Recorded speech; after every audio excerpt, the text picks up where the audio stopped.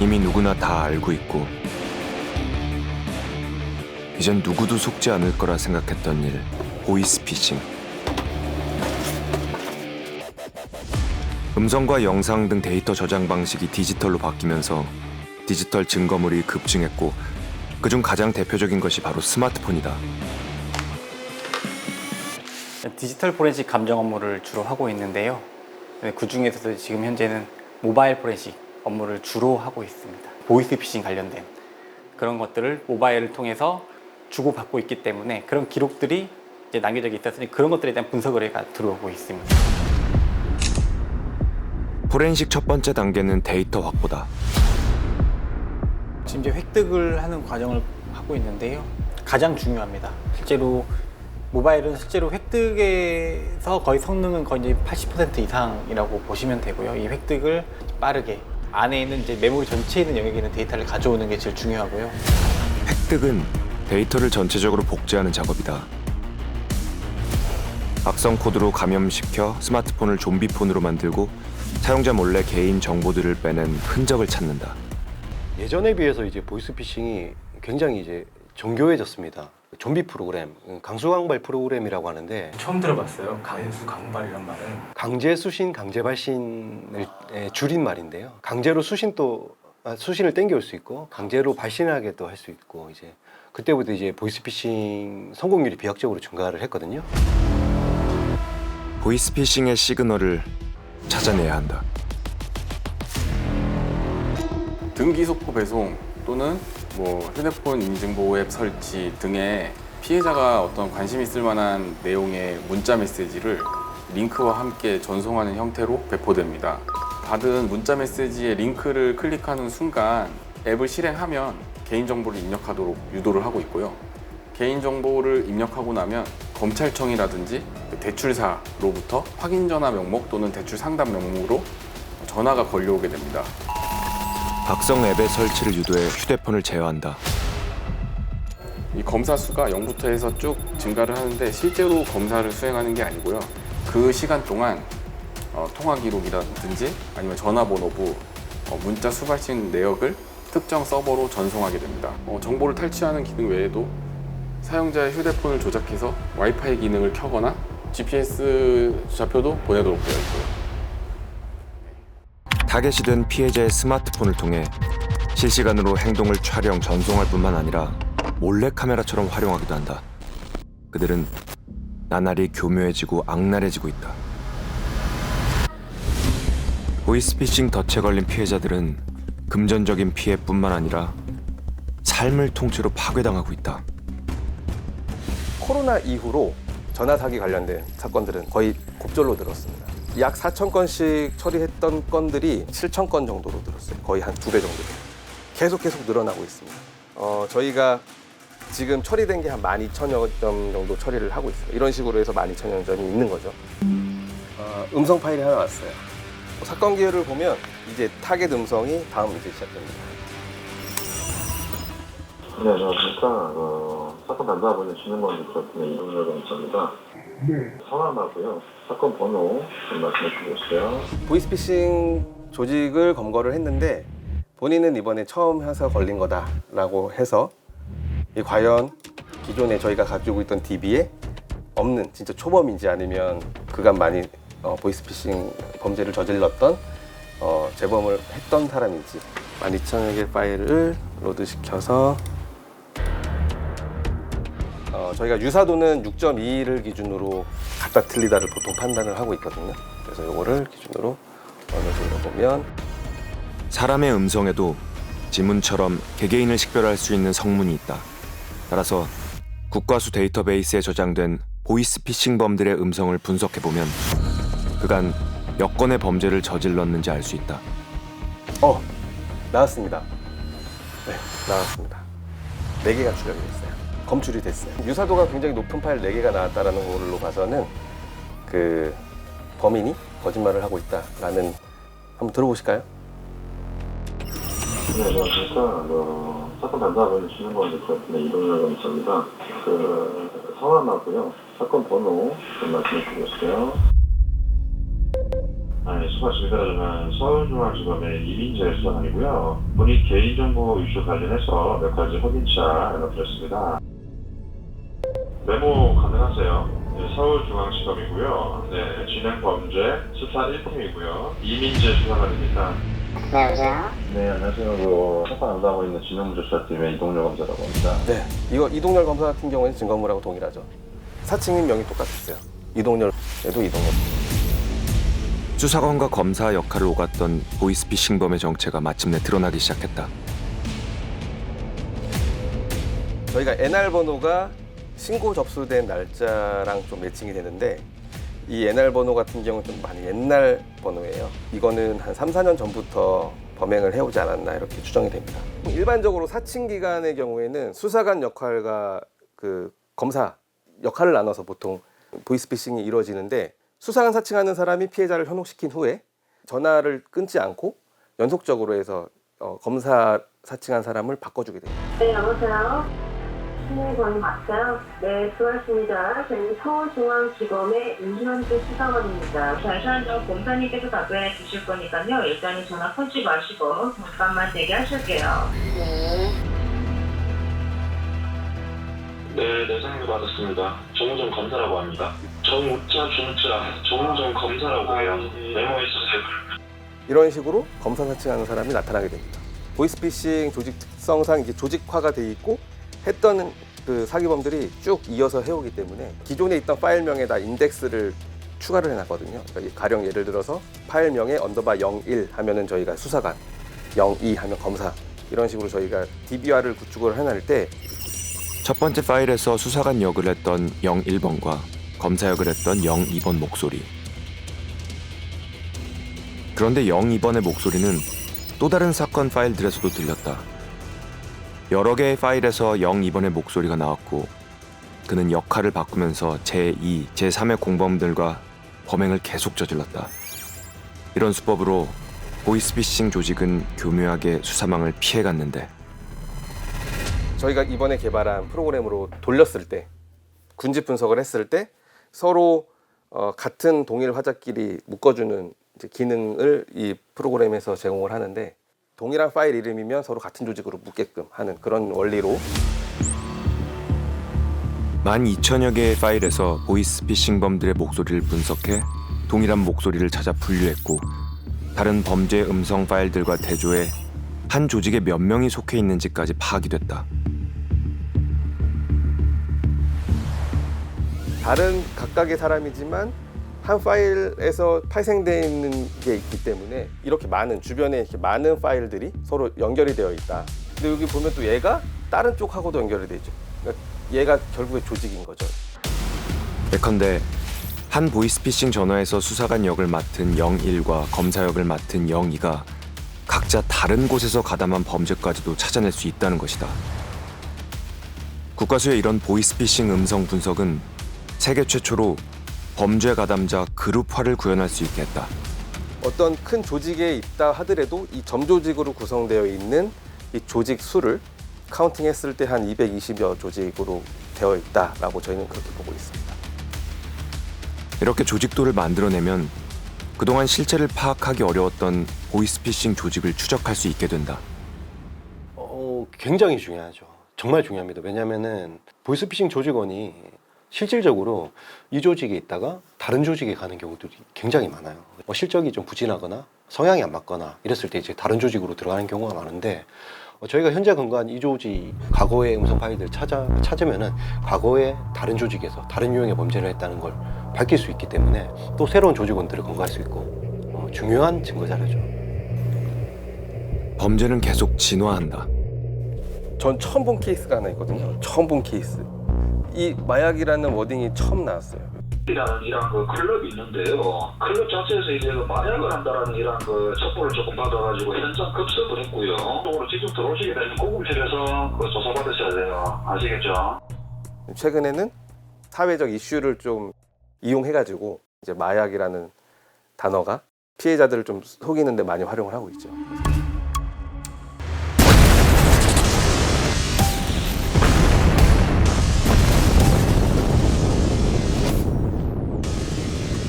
매일 오가던 지하 주차장에서 폭발 사고가 일어났다. 보이지 않는 파괴자였다. 아파트 지하 주차장 맨 아래층에 이렇게 구조물이 다 튕겨나가면서 이쪽이 지금 문이 보이시죠? 이게 엘리베이터고 그 뒤쪽에 다행히 뭐 사람이 안 계셨어요. 보시면 이 사고가 이제 인명 피해는 없었고 물적 피해만 있었는데 이 콘크리트 같은 것도 파손이 돼가지고 날아가고 주변 구조물들도 붕괴되거나 변형된 상태였거든요. 경찰 쪽에서도 이게 왜 폭발이 발생했는지 모르겠다라고 이제 판단이 돼서 저희 쪽에 폭발 같은 경우는 크게 물리적인 폭발하고 화학적인 폭발이 있는데 화학적 폭발은 보통 이렇게 화염을 동반하는 폭발이었거든요. 폭발에 영향을 주는 요인들은 여러 가지가 있다. 그중 화학 반응에 의해 발생하는 폭발은 화염을 동반한다. 때문에 현장 곳곳엔 그을린 흔적들이 많다. 현장에서 그런 화염에 의해서 변형 가능한 흔적들이 있어서 일단 가연성 가스가 점화되면서 폭발한 걸로 판단이 들었어요. 가연성 가스란 산소 등과 혼합하여 점화 시 급격한 산화 반응으로 빛과 열을 수반하여 폭발을 일으키는 가스다. 그런데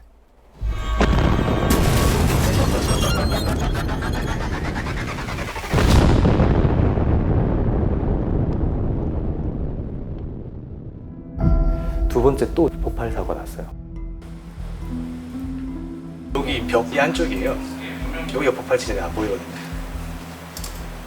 이제 연기가 나면서 밑에 콘크리트가 다 파열돼. 이 앞쪽이 터진 게 아니에요? 이거는 충격 때문에.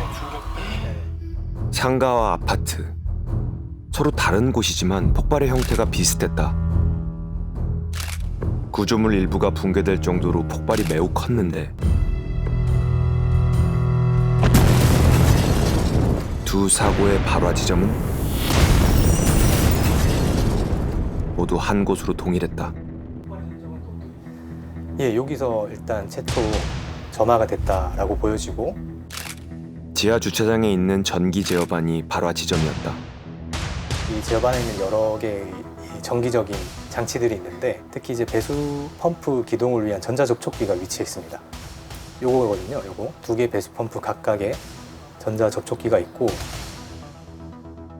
사고 현장을 보면 지하 주차장에 배수 펌프가 있는 곳에 배전함이 있는데 그 안에 있는 전기 제어반에서 전기적 접촉이 있어 발화가 되었고 근처에도 동시에 폭발이 일어났다.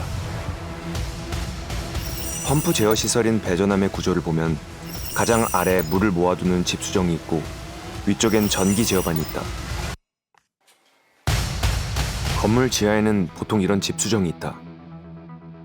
집수정이 이제 글자를 풀어보면 물이 모이는 이제 우물이라 해가지고 보통 건물 최하층에 스프링클러의 수리 같은 걸 할 때 그 소화 용수들이 그쪽에 모여 있다가요. 그 특정 수위에 도달할 경우에 이제 바깥으로 빼내는. 저기에 스프링클러인가요? 네네, 여기 스프링클러고요. 즉 스프링클러에 있는 소화 용수를 빼내면 배관을 통해 집수정으로 물이 모이고 이때 물이 정해진 수위를 넘어가면 전기 제어반에서 펌프를 작동시켜 물을 건물 밖으로 빼낸다는 것이다.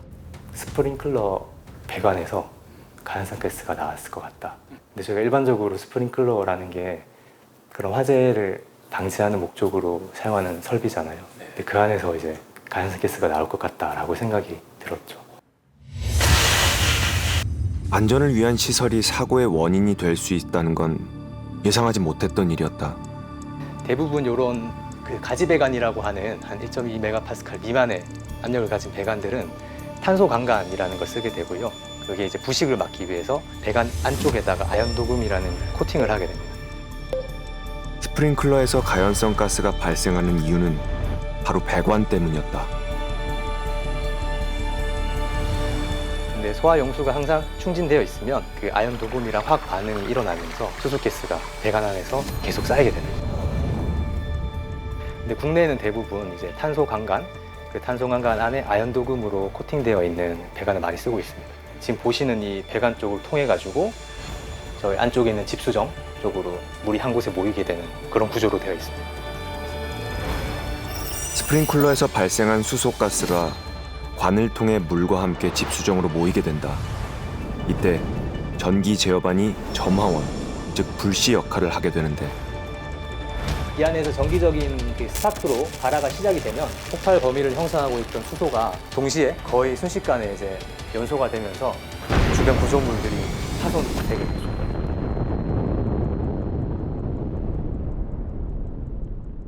스프링클러에서 수소가스가 나온다고는 상상을 하긴 힘들죠, 사실. 처음에는 이제 조금 의아했었어요. 그게 진짜인가? 반대로 만약에 화재가 났을 때 수소가스가 뿜어져 나오면 더 큰 2차 사고가 나잖아요. 학교라든지 병원이라든지 충분히 그런 위험한 상황이 있을 것 같아서 어떻게 그런 일이 있을 수 있을까? 빨리 고쳐야겠다. 스프링클러는 우리 주위에 어디서든 볼 수 있다. 대부분 모든 건물엔 스프링클러가 있고 집수정과 전기 제어반도 연결되어 있다. 그렇다면 우리 주변 언제 어디에서나 폭발 위험이 존재하는 것이다. 실제 사고가 일어난 장소와 유사한 환경에서 실험을 해보기로 했다. 과연 밀폐된 공간에서 수소가스는 어느 정도로 쌓여야 폭발하는지도 확인이 필요하다.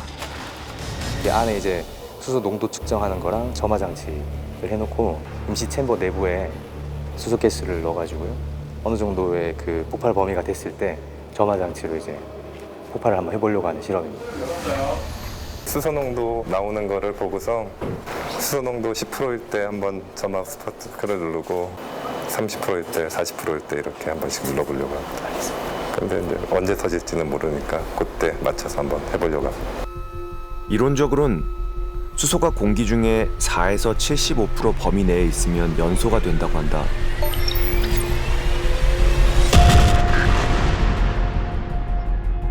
반응은 있었지만 폭발 양상은 없었다. 그러면 40%까지 갔다는 거예요? 지금 열렸어요. 이번에는 어떤 반응일까? 사장님 40대면 그만 넣을게요. 네.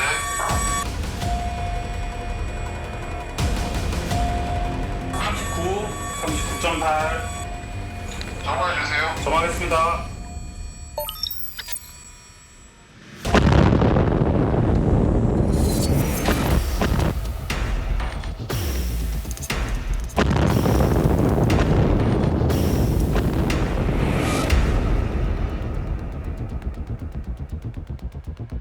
전기 제어반에서 전기적 접촉이 일어날 때 수소가스를 만나게 되면 무서운 폭발로 이어질 수 있는 것이다.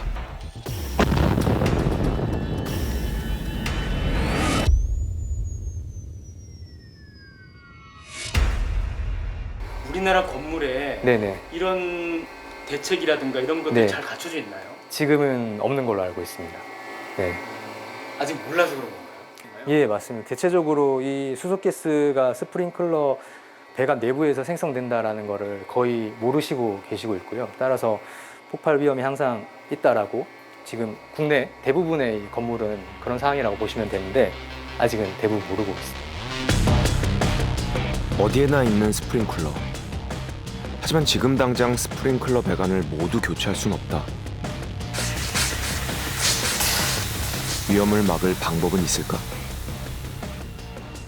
일단 그 수소가스 발생을 억제하는 게 제일 좋겠지만 현실적으로 이렇게 배관이 이미 설치되어 있는 상태에서는 그 부분은 변경하기 어렵다라고 생각이 들고 이제 점화원을 억제를 해야 되는데 이 수소가스가 점화되지 않도록 점화원이 될 수 있는 부분에는 수소가스가 넘어오지 못하도록 연소 범위가 형성되지 않도록 밀봉 조치를 하면 1차적인 예방이 될 수 있다라고 생각됩니다.